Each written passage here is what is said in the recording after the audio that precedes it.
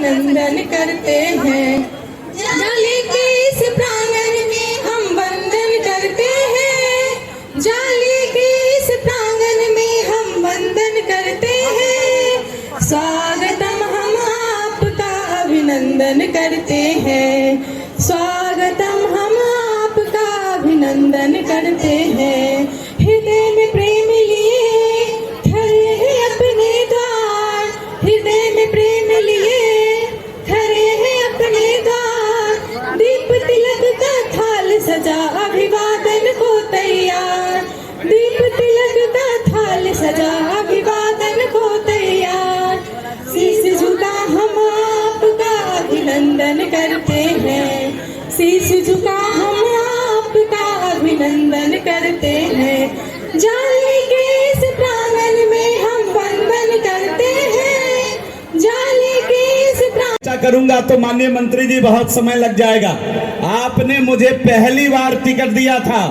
आप जब भारतीय जनता पार्टी के अध्यक्ष थे तो आप ही ने मेरे ऊपर भरोसा किया था कि इसको जाले में लड़ाएंगे तो ये जीत सकता है। आप ही की कलम से साइन किया हुआ सिंबल मुझे पहली बार 15 में मिला और आप कितने लकी हैं हमारे लिए। हम इसीलिए आपको जाले लाना चाह रहे थे कि एक बार अपना चरण डालिए इस भूमि पर, ऐसे ही मेरा कई काम हो जाएगा।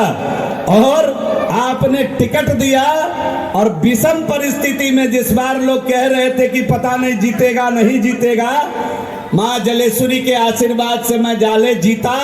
दरभंगा जिला में संजय सरावगी जी और मुझे माता ने जिताया। जाले की महान जनता ने अवसर दिया जीत का। और कई काम तब से लेकर आज तक 330 किलोमीटर ग्रामीण सड़क महोदय मैंने इस जाले में बनाया है, जो उत्तर बिहार का रिकॉर्ड है अपने आप में। आप दरभंगा से चलकर आए होंगे, कहीं शरीर हिला नहीं होगा, वो आपका भी आशीर्वाद है। कम समय के लिए आप पथ निर्माण मंत्री थे तो आपने बुलाकर पूछ कर कहा कि जीवेश जी मेरा लाभ ले लीजिए, कुछ ले सकते हैं। तो आप ऐसे हमारे बड़े भाई हैं और आपने कई काम जाले के हित में किया। आज वो चीज जाले के लोगों को दिखता है। और कई बार हमसे हमारे जो कार्यकर्ता लड़ते रहते हैं, वो जब दूसरे विधानसभा में जाते हैं और लौट कर आते हैं तो कहेंगे हमसे, हाँ ये बात तो ठीक कहे छे, बड्ड काम अकेले छे। तो दूसरे जगह जाते हैं तब तुलनात्मक रूप से आकर के उस बात की चर्चा करते हैं। तो मैं उस सब में नहीं जाऊंगा। हम तो जो काम किए हैं सबको मालूम है, हम तो बोलते ही रहते हैं। आदरणीय दिग्विजय नारायण बाबू हम लोगों के पार्टी के जनसंघ काल के संस्थापक मेंबर यहाँ बैठे हुए हैं, उनको भी मैं प्रणाम निवेदित करता हूँ। सब जानते हैं, आप सभी लोगों को बताता रहता हूँ। आप आए हैं तो हमको कुछ लोग सिखाया है कि कुछ मांग लीजिए, तो सिखाया है, जनता सिखाया है। और जनता के सामने ये बात नहीं बोलेंगे तो कल से हमको क्या करेगा वो जान लीजिए।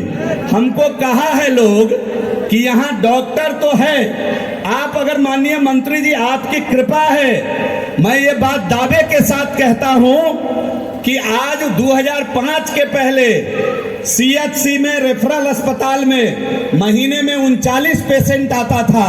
आज 10,000 से अधिक पेशेंट इसी जाले के इस रेफरल अस्पताल में महोदय आपके कारण है। आज 100% दवा यहाँ मिलती है, ये सब आपके कारण संभव हुआ है महोदय। 2-4 चीज और है हमको जो जनता सिखाई है, कहना ही पड़ेगा। हम क्षमा मांगते हुए आपको कहना चाहते हैं कि इस अस्पताल को देख लीजिए, यहाँ का एम्स आपने बनाया है। ये जो बनाया है आपने महोदय, ये यहाँ का एम्स आपने बनाया है। हम सभी लोग आपके शुक्रगुजार हैं और हृदय से आपको साधुवाद देते हैं। लेकिन एक दो छोटा छोटा काम, इसके इस अस्पताल का जगह बहुत है, इसको हम लोग जब साफ सफाई अब करेंगे, नए बिल्डिंग में अस्पताल चला जाएगा। एबेंडन बिल्डिंग कई पड़ा हुआ है, उसको तोड़कर इस और वो महल के रूप में दिखाई पड़ता हो तो नींव रखने वाला ही उस महल की खुशी का, आनंद का अनुभूति करता है। मुझे याद है मैं पहली बार जब स्वास्थ्य मंत्री था तो किस प्रकार से भाई जीवेश जी मेरे पीछे पड़े रहते थे। जाले के सामुदायिक स्वास्थ्य केंद्र के यहाँ जल्दी बनवाओ नहीं तो बड़ दिक्कत भे रहल छे। हम बोली की भे गेल, तो वहाँ के जनता हमको तंग करता है, कहता है आप ही के अध्यक्ष जी आपको टिकट दिए, विधायक हुए, अब वो मंत्री हो गए तो आप अस्पताल बनवाइए, नहीं बनवाइएगा तो आपका घेराव करेंगे। तो अब पता नहीं आप लोग घेरते थे कि नहीं, लेकिन ये हमको रोज घेरते थे। हमको जब बैठे सचिवालय में पता कर ले आके पहुंच के हमको घेर दे। अब इनको देखते देखते हम कहने लगे कि अच्छा आपका हम CHC जरूर बनवा देंगे 30 बेड का। और अंत में एकदम जिसको कहते हैं कि लड़ाई झगड़ा करके हमसे ही, क्योंकि पैसे का दिक्कत होता है, पूरे बिहार में काम करना होता है और निश्चित रूप से उसी में सारी व्यवस्थाएं बनानी होती। लेकिन मैंने कहा कि भाई जीवेश जी, मैं आपके जाले के CHC को स्वीकृति देता हूं और 30 बेड का जाले में आपका अस्पताल CHC बनेगा और उसकी घोषणा मैंने स्वास्थ्य मंत्री रहते हुए कर दी। जब भवन बन गया और इस बार फिर से मैं आप सबों के आशीर्वाद से दोबारा इस दायित्व पर आ गया, तो जीवेश जी फिर कहने लगे अब आपको चल के उद्घाटन करना होगा। हम बोले पटने से करा देते हैं, माननीय मुख्यमंत्री जी से करा देते हैं, हमारे नड्डा जी आए हुए हैं उनसे करा देते हैं। तो जीवेश जी का कहना था नहीं, वो सब तो हमारे नेता हैं, उन लोग का आशीर्वाद तो मिलता ही है और वो लोग उद्घाटन करते ही हैं। लेकिन जाले की जनता चाहती है कि जाले के सामुदायिक स्वास्थ्य केंद्र का उद्घाटन वर्चुअली नहीं, वहां पर फिजिकली हो, वहां पर कार्यक्रम करके हो। तो आज 23 तारीख को हम सब लोग आपके बीच आ गए हैं और आज आके विलंब जरूर हुआ है, उसके लिए क्षमा भी चाहते हैं, लेकिन आज आके आपके इस अस्पताल का उद्घाटन कर रहे हैं। अब अस्पताल कैसा बना है मुझे बोलने का जरूरत नहीं है, आप देख रहे होंगे, कुछ संजय सरावगी जी ने बताया, कुछ जीवेश जी ने बताया। और इसी तरह के जो अस्पताल कई जगह बने हुए हैं, तो वहां डॉक्टर साहब लोग को दिक्कत हो रहा है आजकल। अब दिक्कत क्या होता है कि जो मरीज ये अस्पताल में यदि भर्ती हो जाता है, तो देख ही रहे बेड लग गया है, बढ़िया पंखा चल रहा है, IC भी लग गया है, तो जो मरीज भर्ती हो जाता है, डॉक्टर साहब कहते हैं कि अब आप ठीक हो गए घरे जाइए, तब मरीज कहता है डॉक्टर साहब 2 दिन रहे दू न, तनी आराम छे ठाम रहे दो, हमरा AC उसी चले छे सब। तो मरीज अब यहाँ रहना चाहते हैं। और आज से 20 साल पहले तो अस्पताल ही नहीं होता था, और जो होता था वहां से मरीज चाहता था कितना जल्दी भाग जाए, नहीं तो यहाँ पुराने चला जाए। और आज मरीज अस्पताल में इलाज कराने आना चाहते हैं, इसलिए कि आज अस्पताल का माहौल और वातावरण उनको अच्छा लगता है, और जैसा लगता है वो सामने दिख रहा है। और निश्चित रूप से मैं अपने स्वास्थ्य विभाग के अधिकारियों से, सिविल सर्जन से ये कहना चाहता हूं, यह हमने बनवाया है, लेकिन इसका मेंटेनेंस भी ठीक से होते रहना चाहिए। उसके लिए जो साफ सफाई के लिए पैसे की जरूरत है, खासकर शौचालय वगैरह के लिए, तो उसके लिए आपके पास यहाँ पर्याप्त राशि की व्यवस्था स्वयं रोगी कल्याण समिति से, इसके लिए बाट नहीं जो होना है और कोई बहुत पैसा नहीं खर्च होता है। इसलिए मैं कहना चाहता हूं कि शौचालय इत्यादि और साफ सफाई में कोई कोताही नहीं होना चाहिए। जैसे आज चमक रहा है वैसे ही चमका के रखना आपकी जिम्मेवारी है, और वो नहीं चमका तो फिर हम खराब होंगे तो फिर आप लोग भी खराब हो जाइएगा। मतलब जनता मालिक है, तो जनता को कष्ट नहीं होना चाहिए, ये सबसे मूल बात है। और जनता की सेवा के लिए हमने इसको बनाया है, इसलिए इसमें बढ़िया सेवा व्यवस्था मिलता रहे। आप सब लोग को सुन के पता नहीं विश्वास भी होगा कि नहीं होगा, लेकिन आज मैं अपने मीडिया के पत्रकार मित्रों के सामने, अपने स्वास्थ्य विभाग के सबसे जिला के प्रमुख सिविल सर्जन और यहाँ के प्रमुख विवेकानंद जी, सबके सामने बता रहा हूं, आपको मालूम है इस अस्पताल में कितना प्रकार का दवा आज उपलब्ध है मालूम? अंदाज कीजिए तो कितना तरह का दवाई इस देहाती अस्पताल में हो सकता है, मैंने ब्लॉक के अस्पताल में कितना 151, और बोलिए अंदाज भी नहीं, 234 तरह का दवा इस अस्पताल में उपलब्ध है। और यही नहीं, बिहार के सभी अस्पतालों में उपलब्ध है। जो 151 बोले ना, वो एपीएससी वाला में है, इससे छोटका अस्पताल में। एपीएससी में 151 दवा मिलेगा।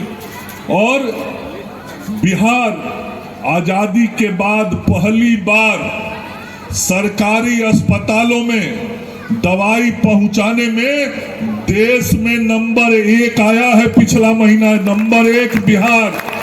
इतने ताली बजेगा इतना दवाई आने पर, तब तो फिर दवाई पहुंचाने का मन नहीं करता। कितना बड़ा काम हुआ। आजादी मिले हुए 75 साल से अधिक हो गए, कभी बिहार टॉप नहीं किया था। अब बिहार टॉप कर गया है दवाई पहुंचाने में, और व्यवस्था इसी तरीके से बनी रहेगी। मैं ये भी बताना चाहता हूं, ऐसा नहीं है कि कोई एक महीना दवा खूब मिलेगा, अगला महीना कम होने वाला। आगे और बेहतर व्यवस्था मैं कर रहा हूं, तो दवाइयां पर्याप्त मिलेगी।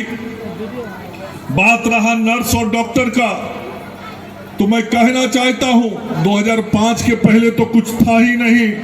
2005 के बाद माननीय मुख्यमंत्री नीतीश कुमार जी के नेतृत्व में बहुत परिवर्तन हुआ।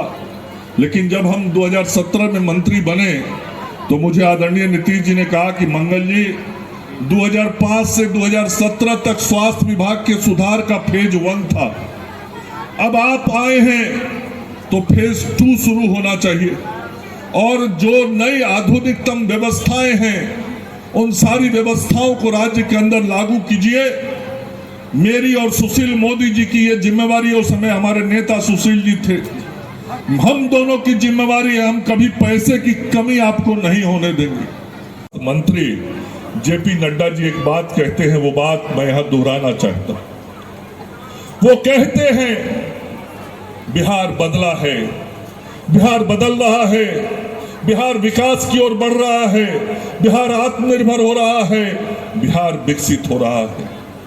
तो जिस तरीके से बिहार बदल रहा है, आप जो जनता जनार्दन इस लोकतंत्र के मालिक हैं, आप यदि बिहार को ऐसे ही बदलते देखना चाहते, आप चाहते हैं कि ऐसी ही सड़कें बने, ऐसा ही अस्पताल बने, ऐसी ही यहाँ की व्यवस्थाएं ठीक हो, आप यदि बिहार को इस तरीके से बदलते हुए देखना चाहते हैं, तो मंच पर इधर बैठे हुए लोगों को नहीं बदलना होगा।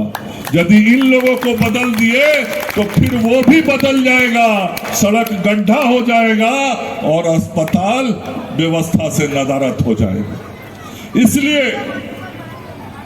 इसको बनाए रखने के लिए आपका आशीर्वाद भी चाहिए, ताकि हम आपकी सेवा का हुआ एम्बुलेंस, याद कीजिए आज से 7-8 साल पहले कैसा एम्बुलेंस होता था। वो मारुति वाला एम्बुलेंस होता था, और 2005 के पहले तो यहाँ कुछ होता ही नहीं था। जैसा मैंने कहा, मुख्यमंत्री जी के नेतृत्व में 2005 के बाद परिवर्तन शुरू हुए, लेकिन परिवर्तन का दूसरा दौर जो आदरणीय मुख्यमंत्री जी ने मुझे जिम्मेवारी दी थी, वो दौर जब शुरू हुआ तो आज ऐसा एम्बुलेंस सड़क पे घूमता हुआ दिखाई पड़ता है लोगों के स्वास्थ्य सेवा के लिए।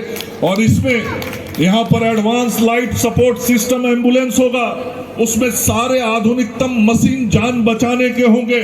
और बिहार देश के चुने हुए 4 राज्यों में से है जहां के हर प्रखंड में अल्सा एम्बुलेंस है।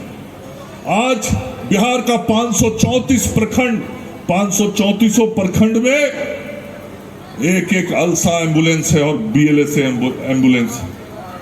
और मैं इसके लिए धन्यवाद देना चाहता हूं अपने प्रधानमंत्री आदरणीय नरेंद्र मोदी जी को। जब कोरोना का समय आया, मैंने प्रधानमंत्री जी से कहा, प्रधानमंत्री जी मुझे तुरंत 1000 एम्बुलेंस चाहिए, और 1000 एम्बुलेंस का पैसा चाहिए। मनसुख भाई मांडविया हमारे स्वास्थ्य मंत्री थे। भारत की सरकार से मैं 1000 एम्बुलेंस का पैसा लेके आया, और आज ये जो एम्बुलेंस दिखाई पड़ रहा है, ये नरेंद्र मोदी जी की सरकार का दिया हुआ है, वो बिहार के गांव में।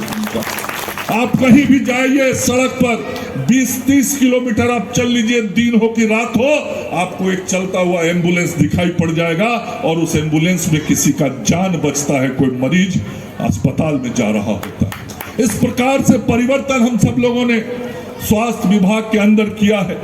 और आज बहुत महत्वपूर्ण दिन, आयुष्मान भारत योजना के लागू हुए आज 6 साल पूरे हुए हैं। आज से 6 साल पहले नरेंद्र मोदी जी ने इस देश में गरीबों के लिए 5 लाख रुपए तक के मुफ्त इलाज की व्यवस्था की शुरुआत की थी। आज 6 साल पूरा हो गया है।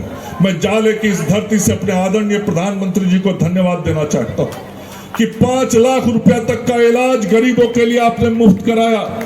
और इस राज्य में उस योजना के बाद भी लगभग 58 लाख लोग 58 लाख परिवार 3 करोड़ लोग बच गए थे जिनको आयुष्मान योजना का लाभ नहीं मिला था। मैंने मुख्यमंत्री जी से कहा, मुख्यमंत्री जी ये 3 करोड़ गरीब हमारे गांव के बच गए हैं, 58 लाख परिवार बच गया है, उनको भी 5 लाख रुपए तक के मुफ्त इलाज की सुविधा मिलनी चाहिए। और मुझे आपको बताते हुए खुशी हो रही, आदरणीय नीतीश कुमार जी ने मुझे इस बात की स्वीकृति दी। उन्होंने बोला मैंने पहले ही आपको बोला हुआ है, स्वास्थ्य व्यवस्था के सुधार के लिए आपको जो काम करना है कीजिए, पैसे की कमी नहीं होने दी जाएगी। और मुख्यमंत्री जी ने निर्देश दिया कि उन 58 लाख परिवारों के लिए भी मुख्यमंत्री जन आरोग्य योजना शुरू कर दीजिए। और कल ही पटना में मैंने मुख्यमंत्री जन आरोग्य योजना की शुरुआत कर दी।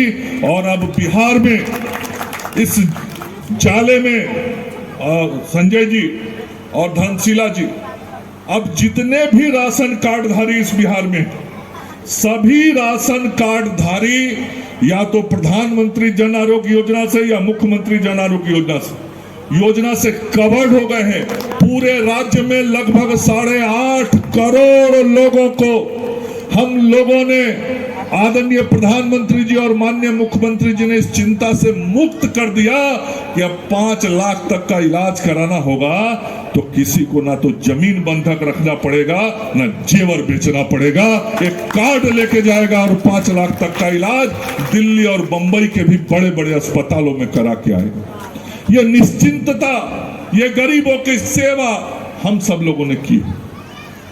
और समय की कमी है, बगल में किसान सब बहुत बड़ी संख्या में आके बैठे हुए, नहीं तो मैं बहुत सारी चर्चा करता।